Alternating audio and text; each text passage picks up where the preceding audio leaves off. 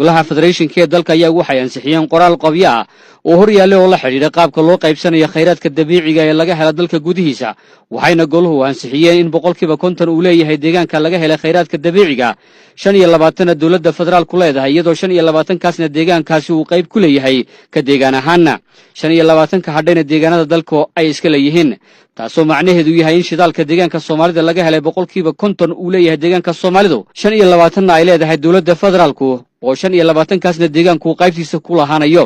taas waa guul weyn oo soo hoyatay shucuubaha Itoobiya gaar ahaan deegaanka Soomaalida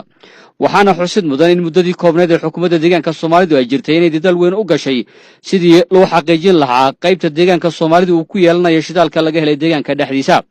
waxayna mas'uuliyiinta deegaanka Soomaalidu ku doodeen in heshiiska la hirgeliyay sanad miisaanadka 2012 Febraayo nagu soo haya hase ahaatee waxaa la isku raacay in heshiiska si buuxda loo dhaqan galiyay sanad miisaanadka 2013 tirsiga dalka haddaba waxaa la rajeynayaa in balaayiinta dollar ay ka soo xirooto shidaalka deegaanka Soomaalida inay wax weyn ka tari doonto nolosha iyo horumarka shacabka deegaanka Soomaalida golaha federationka oo deegaanada dalka oo dhan ay xubno ku leeyihiin ayaa waxa deegaanka Soomaalida ugu jira madaxweynaha dowladda deegaanka Soomaalida mudane Mustafa Maxamed Cumar madaxweyne ku-xigeenka mudane Aadan Farax afayeenka baarlamaanka mudane Cabdi Maxamed wasiirka maaliyadda mudane Mubashir Dubadraage afayeen ku-xigeenka golaha federationka ee dalka mudane Rashid Xaaji iyo injineer Maxamed Shale madaxa xarunta dhexe xisbiga dimuqraadiga Soomaalida